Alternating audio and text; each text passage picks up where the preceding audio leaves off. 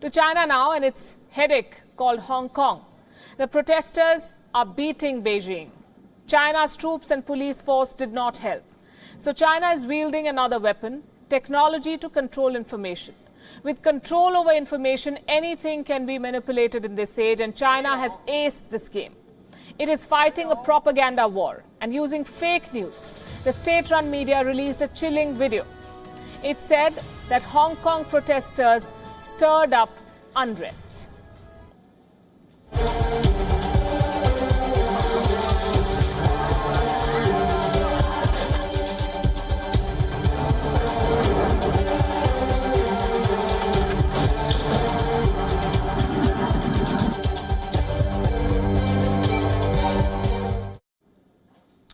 Well, that's lie number one. While we're at it, we might as well bust those lies. The truth is this: China introduced this extradition bill.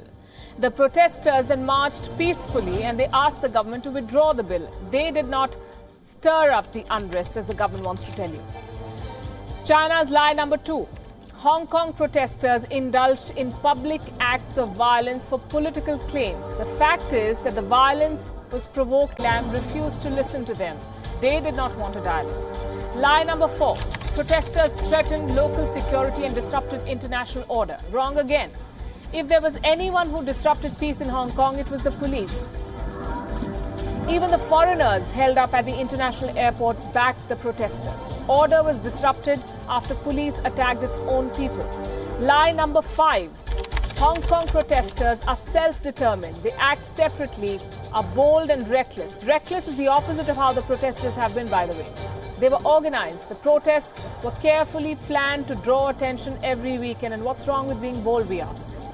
Lie number six: protesters spread violence in separate locations. We don't know how to understand this manipulation. Maybe China Daily made a typo. Instead of saying police spread violence, they've accused the protesters. Perhaps they'll issue a clarification.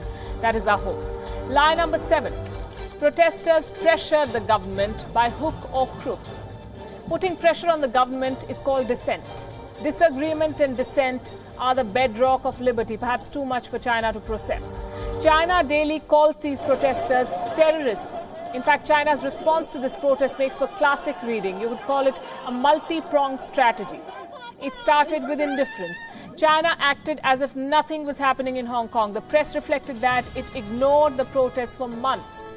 Strategy number two: target protesters on the ground with police, charge them with rioting, brand them as terrorists, discredit them as foreign sponsored. None of it has worked. China has ceded this round at least, but the protesters are wary. They call it the lull before the storm. This story is not over. We'll keep track.